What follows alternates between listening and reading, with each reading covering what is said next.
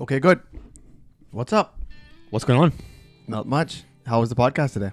The one with Abraash was fantastic. Yeah. Right? Okay, what did we talk about with Abraash today? We talked to him about his journey, coming from the grassroots, under 15 Canada, under 17 Canada, playing two under 19 World Cups. Talking about Shahid Afridi, GT20. GT20, how it was like playing under someone like Afridi, playing against someone like Shadab, Shapant. And his future endeavors as a cricket player, and then balancing life and school cricket. All those Great things dude, together. though. Fantastic. I really enjoyed talking to him. One thing that I will say, I haven't met anyone as cricket savvy as he is. Yeah. Not even you. Sorry. Oh, really? And it was really fun. Like, it was really fun. Sorry, Google.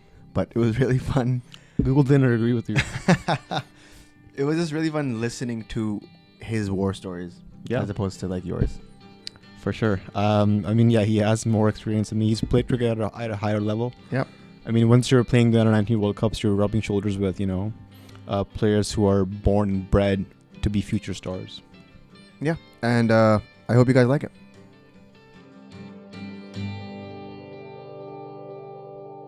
Thanks for joining us. All the way from Birmingham, Abraash Khan. No worries, man. Thanks for having me. Really appreciate it. For sure. We're big fans, bro. We're big fans. I think of all the episodes that we've done, I have been looking forward to this one the most. Yeah.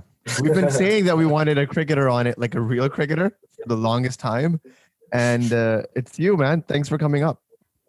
We've been getting thank you. about like Canadian cricket, Cricket Canada, and there's nobody better to talk about Canadian cricket, our infrastructure, our grassroots, better than someone who's been involved in the system, right? Yeah, no, I appreciate that, man. Definitely, like all of my cricket that I've played, it's been in Canada. I started cricket in Canada, and haven't really played that much outside Canada, except for now. Like now I'm in England. What are you doing in England? Was my second question. It's like, why are you there? You signed up with the county? No, so basically, I was in second year university at Western. You guys might have heard of it. Yeah. And then while I was in my second year, I applied to med schools in the UK just because I wanted to, get a change, come play some cricket too. So then I got in here at University of Birmingham in my second year. And then I had a choice, like, should I leave? Should I finish my degree there? Or should I come here? Yeah. But then I just decided to come here, and I've been here for 3 years since. Unfortunately, like because of coronavirus and everything, last year's season was basically non-existent. So I'm looking forward to this one. Are you playing with are you signed with the county team? No, so basically with the county teams, it's a bit difficult because they're only allowed 1 or 2 overseas signs. Yeah. Which is tough. Like those guys are like Indian test cricketers and, those type of guys. Yeah. So how did you start cricket like while you were in Canada? Like, were you born in Canada or did you migrate? Yeah, so I was born in Pakistan, but I moved to Canada when I was 2 years old. So I wasn't ever exposed to cricket growing up. But I think it was around the time of the 2007 World Cup. Yeah. Cricket World Cup. And my parents never really ever talked about cricket or brought it up at home. Then my uncles were watching it and I just got a bit into it. Still wasn't really interested. But on my street in Mississauga, all the kids were playing cricket at that time. Really? So naturally, I just thought, you know what, it looks pretty fun. Of course, it has to be Mississauga, right? There's nowhere else where you're gonna find that many DC people playing cricket. Yeah, so naturally, seeing a ball and trying to hit it as far as you can, it looked pretty fun. I didn't really enjoy it that much. My younger brother did. He's 2 years younger than me. So he was like a young 7-year-old asking my parents, "Oh, Mama, I want to join a cricket club. I want to join a cricket club." And I was actually making fun of him at the time for wanting to join a cricket club. Yeah. But then we found Ontario Cricket Academy, which is run by Derek. And I went with my brother to his first practice, and I was sitting there, and it looked pretty fun from outside. And I was sitting in Crocs. I wasn't even wearing shoes. But then Coach Derek asked me if I wanted to come and join the session. And, from there I started and never got bored of it. So did you pick up your natural instincts like right off the bat? Like, did you know you were going to be a all-rounder? Like you loved bowling and batting at the same time? Or did you first go for batting and then? Yeah, so I was always a batsman. Everybody is, right? Everybody is always a batsman. Yeah, I was always a batsman. I didn't really know how to bowl. But then in my second year of cricket, I used to train a lot because I really just got addicted to playing cricket.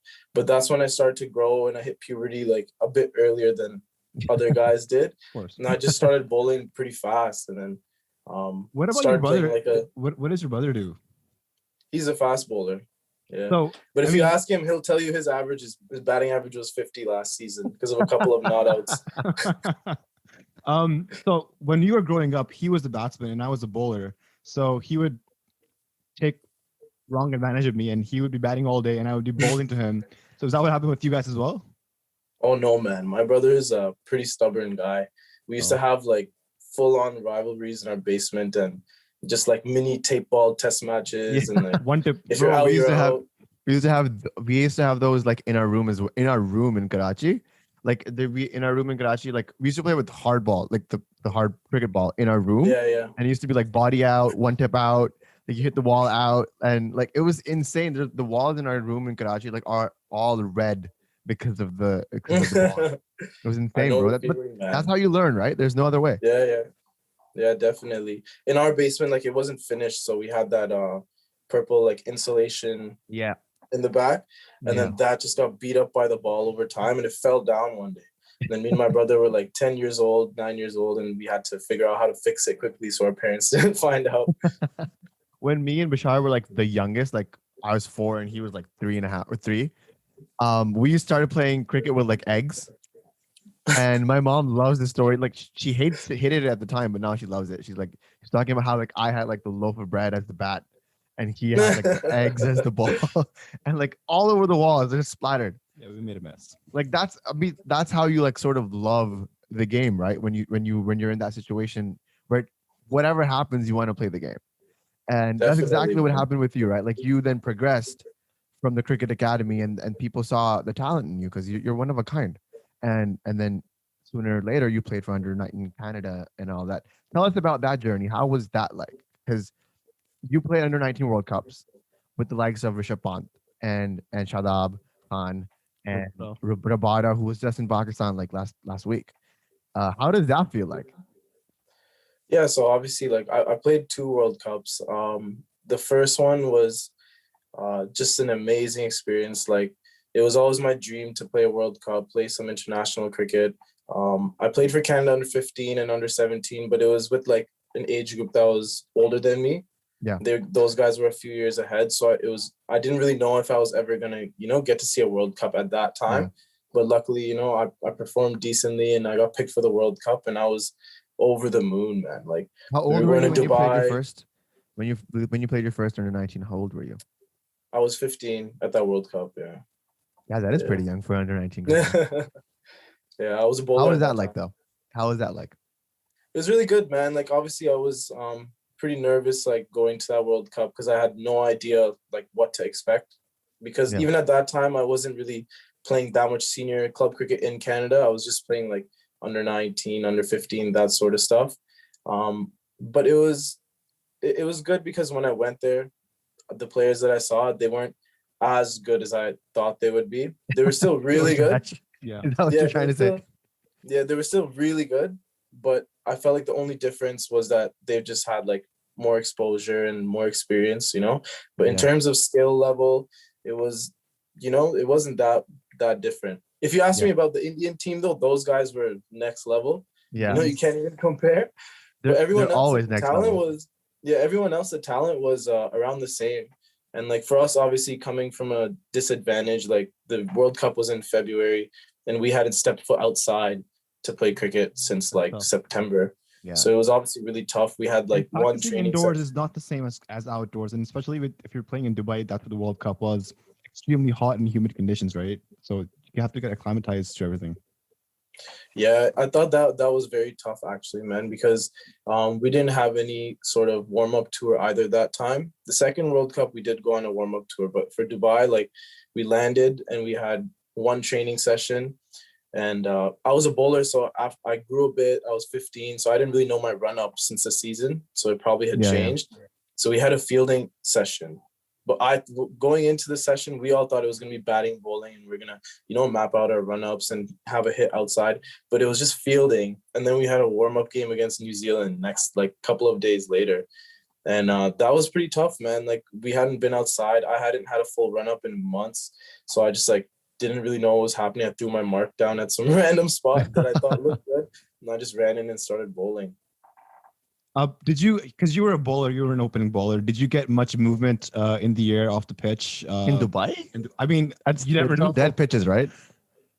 Yeah, to be honest though, Dubai is a bit weird one because if you bowl first, then you do get a lot of movement. Oh, Depending really? on like how new the pitch was, because we played one game against Bangladesh and Abu Dhabi, and that was a fresh pitch. It was absolutely green, and then Mustafizer Rahman was like swinging the ball this much. I think we got bowled out for 60, 70, something like that. He still swings And we- that much, man. That guy's insane. Yeah, no, he bowled amazing that day, and it was moving a lot. But then as soon as the sun comes out, it bakes it out completely. So when we went to bowl, naturally I'm saying this because we lost and got beat, but when we went to bowl, there was no movement, man. Yeah. There never is when you're bowling. There's never movement when you wanted to move. Did you, was that your first experience of like playing genuine pace bowling? Like something around 135, 140 clicks? Yeah, actually before that I did go to Pakistan. Like I went to train at the NCA in Lahore. Oh, So wow. when I was there, it was a good experience because Junaid Khan was there and Pakistan A team was there. So I had the opportunity to like train against them a bit and bat against Junaid Khan and stuff. So How was that? I Like? had Sunil played- Khan moves it a lot as well. 2014 Yeah. was like his peak time. Yeah, 2014 was yeah, killing that everybody. time he was bowling really well. And he obviously, gave me a couple of bruises, but it's just about getting out of the mindset. You just have to play quick bowling for the first time, and then Yeah. you know what it's like and you know what to expect. But it's not that different from playing, under 19 level. And then you played your second World Cup in what year was that? That was 2016. 2016. And you were captain that time, right? Yeah, so 2016. How did that feel then? Like you lead the Canadian team onto the ground, and then you're the guy that like it all falls upon. How does that feel? Like that responsibility? So after the first World Cup, the experience was so positive. I mean, even though we didn't make it to the next round, but we were really like having close competition. We almost beat South Africa, almost beat West Indies, but it wasn't like washouts. So I Yeah, was really that's good. confident. Like I had this new goal set up in this new, thinking that we can make the second round in this next World Cup. So I think the mindset was completely different going into that one. I really came that time to compete and do well, and told myself that I'm not really scared of, big name countries and the competition. Obviously didn't go as well again. We didn't make the second round, but still, man, like a really positive experience going out there and getting the chance to, show what you got. Did you feel like you were Imran Khan in that World Cup where you were like the underdogs and you were the guy that they were like all like Abraash Khan, Imran Khan? Did you have that comparison in your mind, that corner tiger mentality? Oh man, that's a really controversial statement, bro. I don't know if I can compare myself to Imran Khan. Why not? Why not? You do you. Yeah, but definitely like my biggest inspiration, coming out in the 92 final at number 3 and getting the job done. Like obviously a lot of, lessons to learn from that guy, and definitely did have that in the back of my mind, just to make me, try my best and not be stepping back from the occasion. Yeah. And was that the World Cup where you kind of transitioned from being more of like a bowling all-rounder to a batting all-rounder kind of thing? Yeah, definitely. I think that was the switch in my like cricketing journey. Before that, like as I said, like I always was a batsman, but I was a bit too young, to be batting top order in under 19 cricket when I was 15. But for that next one, I really had time to, get some games under my belt, play a lot of senior cricket. So that one, I came really like prepared as a batsman. And I think where were you batting like batting order wise in that World Cup? Yeah, so that one I was batting 4-5. Yeah. And like because like both of the World Cups you played with, they were like in Asian conditions. How does somebody kind of really prepare for when the ball is like turning square?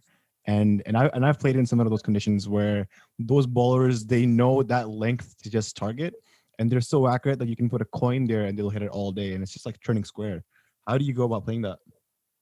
I think, to be honest, for Canadians, we're a bit more acclimatized to that, playing at King City and stuff. And we actually, apart from the conditions that do turn square in Canada, we also do play really high quality spinners, I believe, in like TDCA, in the Super 9 League. Mhm. So we do have a lot of quality spinners that come. So that shouldn't be as much of an issue. The only issue is when playing in Asian conditions is that if in your group you have Asian teams playing Yeah. against you. So in the Bangladesh World Cup, like if we were playing against, I think, South Africa or Australia, New Zealand, these teams, I think we would have done a lot better. But we were against literally Pakistan, Sri Lanka, and then Afghanistan that had Rashid Khan on the team. Oh So my God. that was just a group that was really tough for us to. Did you get to face him? Yeah, I played Rashid Khan. Okay. Do you want to elaborate what happened? Is he as hard to pick as they say? Yeah, he's a really good bowler, man. It's very tough. He bowls really fast and he turns it a He's lot quick in the too. air, yeah. Yeah, I think that game he bowled something ridiculous, like 10 overs for 17, 18 runs, something like that. Insane. It's absolutely insane. How supportive were your parents so that when they realized that you were going to be a cricketer, like you were going to pursue that? Were they supportive? Were they like, because like Brown and Daisy parents are mostly like, okay, it's a nice hobby that you're picking up, but it's always, the medical, the engineering field, that's where you're going to end up. Yeah, I think, you know what, I've been really lucky to have really supportive parents. I've seen the other side of it where parents, are too hard on their kids in the sport, or they completely don't support them in their sport as well. But when I started cricket, they were definitely a bit, they had that chat with me that, oh, school comes first and like you have to do your homework and stuff. But as time went on, I think they saw how it was really beneficial. Like I was playing Team Canada and going on tours, and it was just really like character building for me. So I'm lucky that they saw that and they were really supportive after that. But they also told me, you have to be able to balance school and stuff. Once school starts becoming too much for you, then you got to take a step back from the cricket. But then after the couple of World Cups, then my mom was like, come on, keep playing cricket. Once you start flying over and like people are like calling you over to their country to play, like that becomes like a thing. Like your parents start noticing that, okay, maybe this kid has something. Were you ever like overwhelmed or like, cricket was becoming too much for you? Because cricket is a mental sport. People don't realize that. When you're on the field, your brain is firing on all cylinders, right?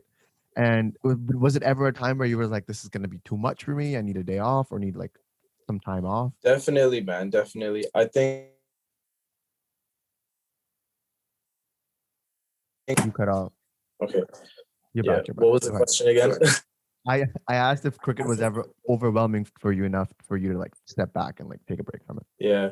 So since I was a kid, like past high school, since I started cricket through to high school and the end of high school, the selections were coming pretty easy. I never had to, deal with failure like that where I got left out of a team. So it was not, I wouldn't say easy, but I didn't have any thoughts that, this is getting too much for me. It was very steady, like, going up the ladder. Yeah. But then after my under 19 stint, and I picked up a really bad ankle injury, and I still wasn't bowling, and people had this sort of idea that I was more of a bowler than a batsman. It was really difficult. Like then I went to university as well, and it was demoralizing. I wasn't able to perform in senior cricket or make that transition into senior cricket after under 19 for a couple of years. So in that time frame, it was, I was getting thoughts, maybe it's not for me. Maybe I should take a step back and focus on uni. But then I was putting too much pressure on myself. That's what I felt like. And in that moment, what really helped me to bounce back really strong is that I just thought about why, I played cricket to begin with. It's just, it's just a fun time. You just have to go and have fun with it, express yourself. And then I started seeing that I was performing at the senior level and, got back on track. But it's really important, I think, when you're going through those times is to just assess, are you still having fun with cricket? Yeah. Is it becoming too much? Yeah. Are you getting the joy from the sport? Like if you're not getting the joy, then like Kobe Bryant had this really interesting mindset where he would go all in. Like he was leaving nothing on the court, but at the same time, he was enjoying himself. And as soon as it became not enjoyable, like what's the point then? Like if it's not giving you joy. And I think that's when you kind of like perform at your best abilities, when you're also enjoying yourself. And like you said, looking to express yourself through the means of cricket. Like I don't know if you caught the Pakistan South Africa series just now, but Quinton de Kock looked like he did not want to be there. Like he did not want to, and you can just see like his performance in the game, and then the whole game turns sour when either captain feels like I don't really want to be here, Yeah. I No, wanted to also definitely. ask. I also wanted to ask you about university cricket because it doesn't exist in Canada, right? Do you think we could have benefited with like varsity teams in university levels, like how basketball and baseball and all of those sports have varsity teams? Cricket is literally underlooked. Yeah, man. It's actually really sad to see that like universities aren't funding cricket teams, and they have to go and buy their own jerseys, and it's just really really sad to see, because cricket is a really popular sport in at least Ontario GTA region now. Yeah. When I was at Western University, like I looked into playing cricket, and there was a tape ball club, right? And a lot of members, and all of them loved cricket. But then when I asked them about, oh, do you guys play that university's cricket tournament that happens every summer? Yeah. They said, no, we don't have any money. We don't have any jerseys or anything of that sort. Yeah. So I definitely believe like if we had some sort of bridging program between, the high school cricket, and then give guys an outlet to play cricket while being in university, it would definitely help, because like after under 19, how many players stop playing cricket in Canada and Toronto. So yeah. And I think like what you were saying about having kind of a high school program, I think CIMA tried really hard to kind of have that infrastructure of having those tournaments. And while I was doing some research on you, you were part of the 2013 team that toured England as of the CIMA Toronto team.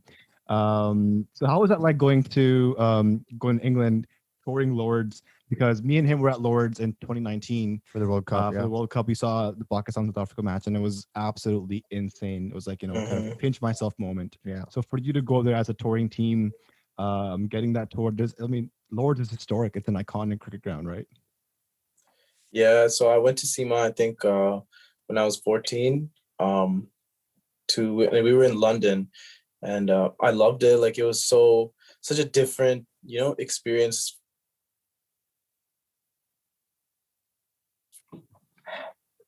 Are you getting notifications? Is that what's happening? Sorry? No, I was getting a FaceTime call because I'm on my iPad. Oh, okay. Yeah. Sorry. What if you put it on Do Not Disturb? Is that gonna help? Yeah, I don't know how to do it on my iPad, man. It's all good, bro. It's all good. Sorry. No, it's okay. We'll cut it out. We're really good at that part. Okay. But yeah, you were talking about CIMA. Yeah, so when I went with CIMA, it was such a different experience to what we usually got to experience back home. Just the vibe of cricket. Our vibe of cricket in Toronto is a bit like how it is in the West Indies. Yeah. But the cricket culture around cricket is England culture around cricket is so different here. We have the tees and the red ball, and just it was good to experience that. Playing on turf wickets. Were you able to swing the ball like around squares there? Because I'm guessing England conditions. Jimmy Anderson is like a great exponent of swing bowling, and you bowl some pretty good outswingers as well. Yeah, no, definitely. It was a good time bowling in England. When I went home, or when I went to Dubai to the World Cup after, I was a bit demoralized after spending time in England with the Duke's ball. So yeah. I mean, I was part of the CIMA team who went to Trinidad in 2016, and actually Derek was our coach.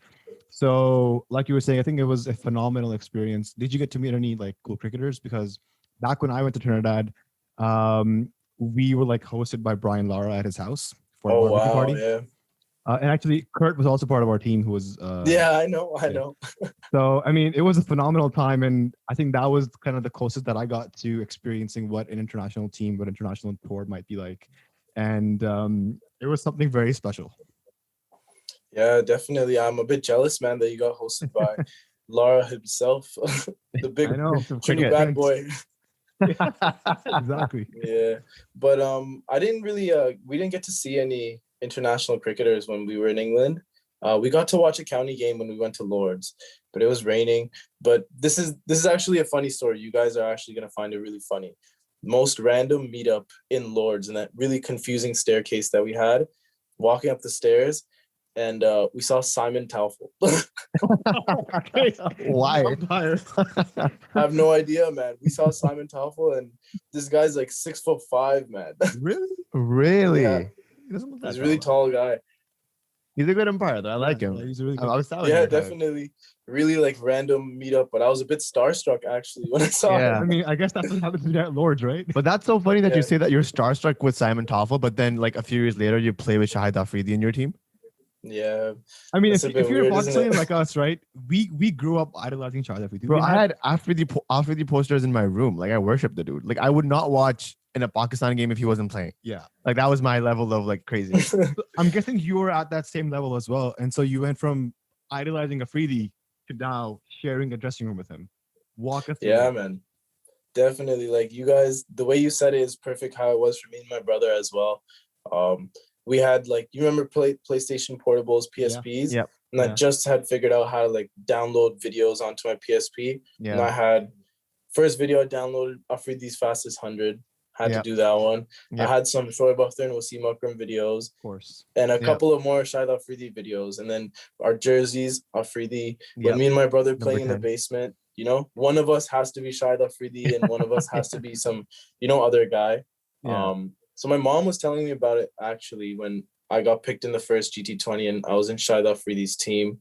I didn't really, you know, it didn't hit me at that moment, but then my mom told me like, listen, when you were a kid, you dreamt of playing with Shahid Afridi and you thought it would end up, you know, you playing for Pakistan and all this Yeah. stuff. But just like, look how fate works out. If you manifested, then it happened, but not in the way Yep. that you thought it would.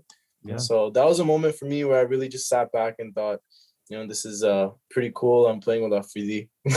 I was at the game where Afridi was bowling and you took that diving catch. I was at the game. I think I was standing Oh, there as okay. well. And That was a crazy catch, by the way. insane. Great catch. man. Absolutely insane. But then I'm just thinking like this guy just took Afridi's catch and then he's gonna go up to the pitch and dabs him. Like Yeah. what is happening? This is insane. Like for you, I was like, this is absolutely insane. And Yeah. is he okay? So here's the thing. I've met Afridi a few times. I met him at the GT20, and then he was doing a benefit tour and stuff like that in Toronto. So I met him there. Is he a diva? Is he as big of a diva as I think he is, or is he like really humble and he's like you can like be politically correct if you want, We'll edit it But- out if anything. but like Oh I'm man, just that guy's thinking like, like yeah, that guy's like Ronaldo level famous, bro. yeah, for sure. You know what I mean? Like we had a lot of like international cricketers on our team, but like all of them were like in awe of Afridi as well. Yeah. Like But, like, it was just weird. Would he like give you tips? Would you like have conversations with him? Like I would pick his brain out so much. I'd be like, what were you thinking when you hit the twin sixes against India or like the 2009 T20 final? Like what were you thinking? Like I would Yeah. not leave his side. Yeah, like he was quite reserved though. Like he came to a couple of training sessions and you know wouldn't really chat too much on the bus and stuff. And he had his like other commitments as well when he was here Yeah. with his foundation and everything. But in training, like me and him had a bit of a friendly competition one time. He was bowling and I tried to run down the pitch and like, you know, hit him. I got a bit What? of an inside edge. And he said, yeah, he said, no, get back in your crease. What are you trying to do? And then he bowled me a googly and I picked it and I slog swept it. And it was just, That's the best story ever. Like I Yeah. think like what yeah, he got upset, man. But then he bowled Yeah. me a couple of balls and we had a bit of, the tension was high. You know The what I'm saying? tension. The tension was high. And then after that, he had, you know, a bit of like respect. And then he started talking to me a bit after that. So it Yeah. wasn't like me, you know, backing down for him and getting really in awe from his presence. But, Yeah. you know, at the How is it- end of the day, he was a teammate. So, Yeah. How is it like playing Afridi in the net still? Like is he as good as we think he is? Because of him, I modeled my entire like action. Like I was really good at off spin, but I was like, no, I'm gonna bowl leg spin. So I learned how to bowl leg spin. I opened when Afridi used to open, and then I went like third down when Afridi used to go like middle in the order. Like, and then like just assuming like just imagining myself playing against Afridi was like would be absolutely insane. Even if it's yeah, in the man, net. he's different, bro. He's, you know, he has so many wickets. His career was so long. Definitely, he had, you know, the X factor. The thing is, what you don't really get to see on TV, if you get to see him bowl like close up, is that he has so much energy in his action still at this age. I mean, his jump and he gets so many revs on the ball. You can hear it coming down, like spinning, and it was And, a lot of energy in his that's how he action. kind of got like that drift when he was playing for Pakistan. Yeah. You Yeah, need to have the definitely, energy. man. A lot of revs, and it was just a lot happening to the ball when he was bowling it. Yeah.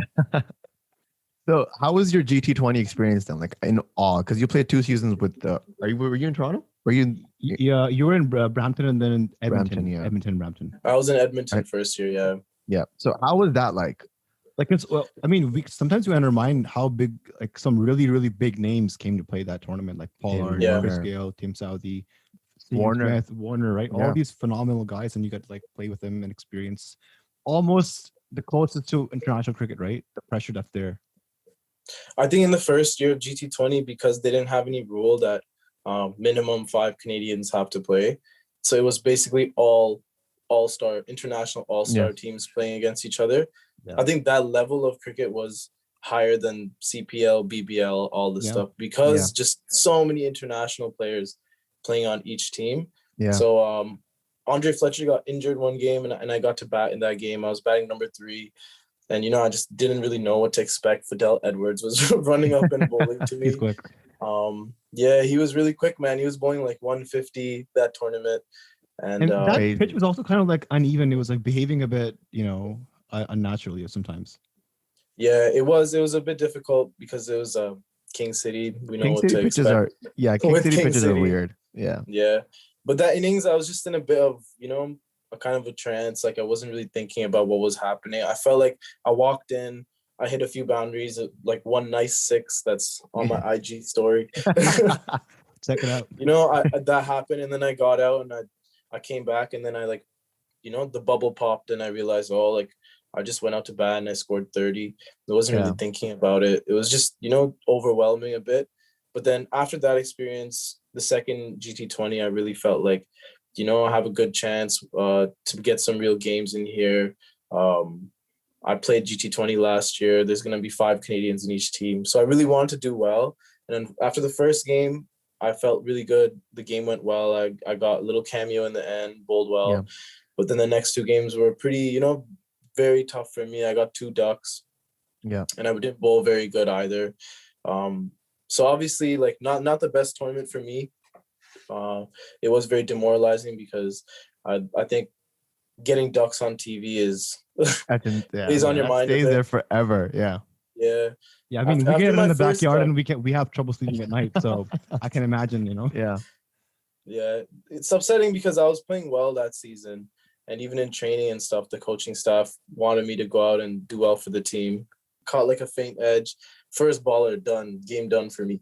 So it was pretty tough. And then the second time I came out to bat, I played a couple balls and saw bowl me this huge drifter, really quick. And I went back to, just tucking it around the corner, but it hit me plumb in front. Like, did you know you were out when it hit you on the pad?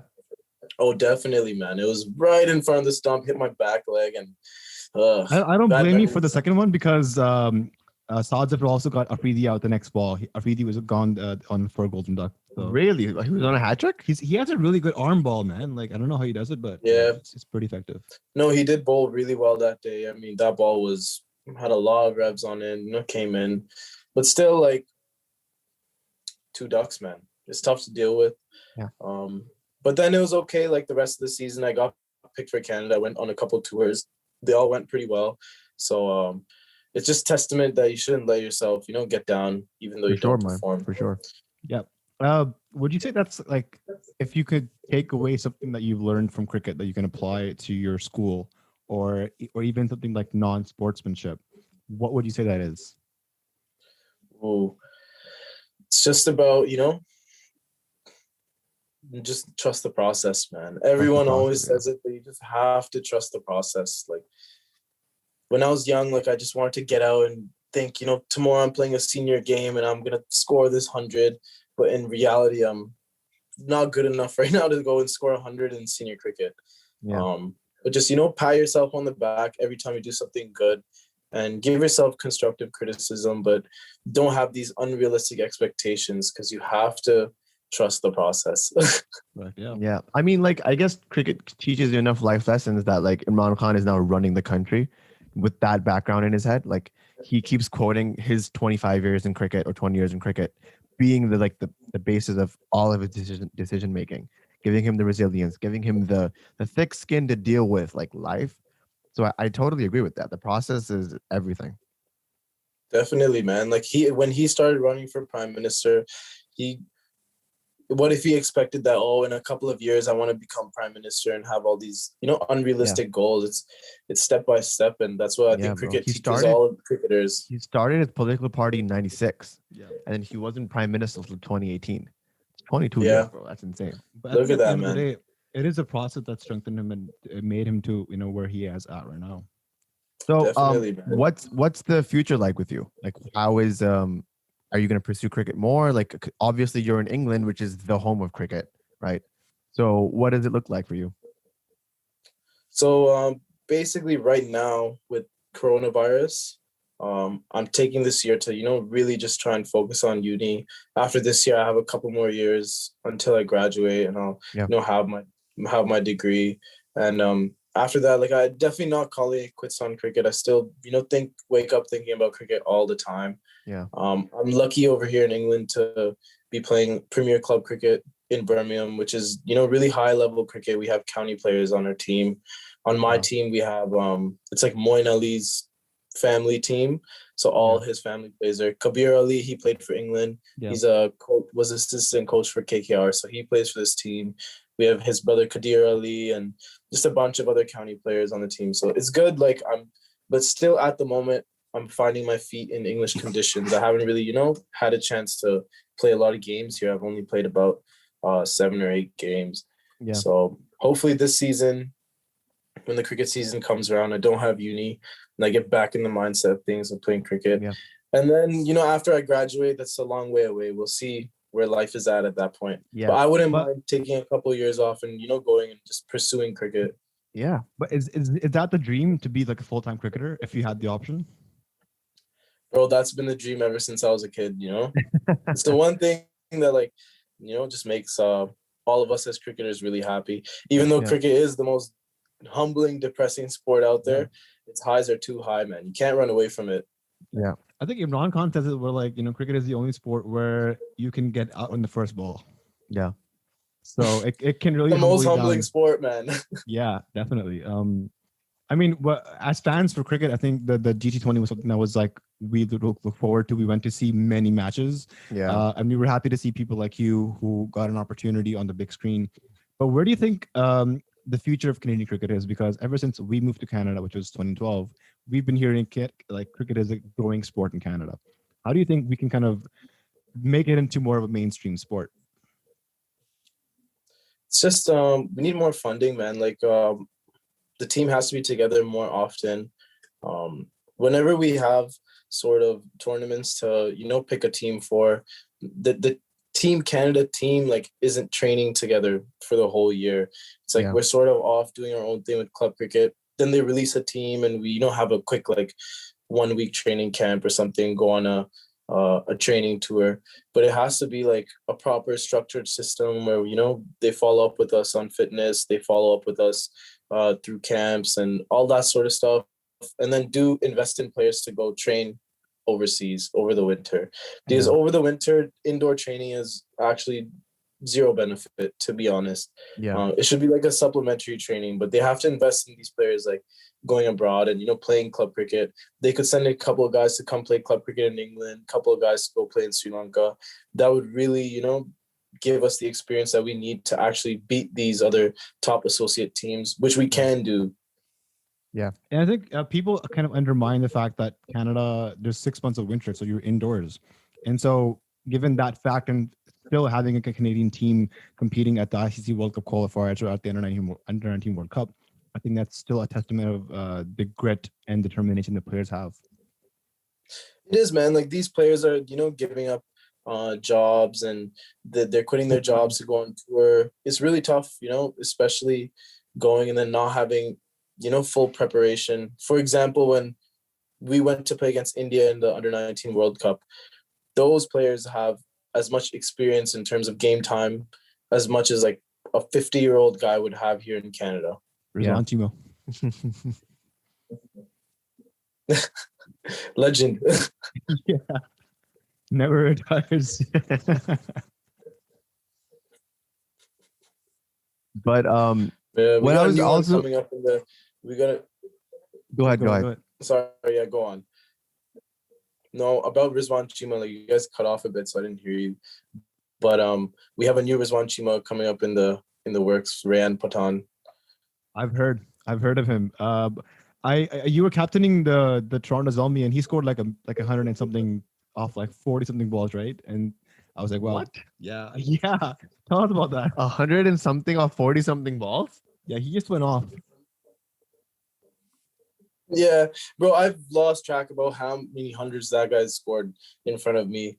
In T&D Elite, he had a double hundred. Then he had another double hundred that season in Scarborough League. Then he had another 140 balls. He's just, mad Insane. T20 player. Yeah, He was in Vancouver Knights, and then he but they he were was in making him Vancouver ball. Knights, and he I was bowled like, really well in the he should final. get more batting time. He should, man. Really like underrated and looked over, to be honest, if you ask me.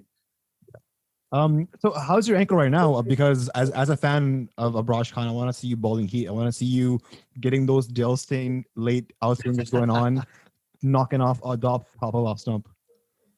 Bro, me as well, man. I like go through the videos sometimes of when I used to be like a good bowler, and it is a bit like upsetting.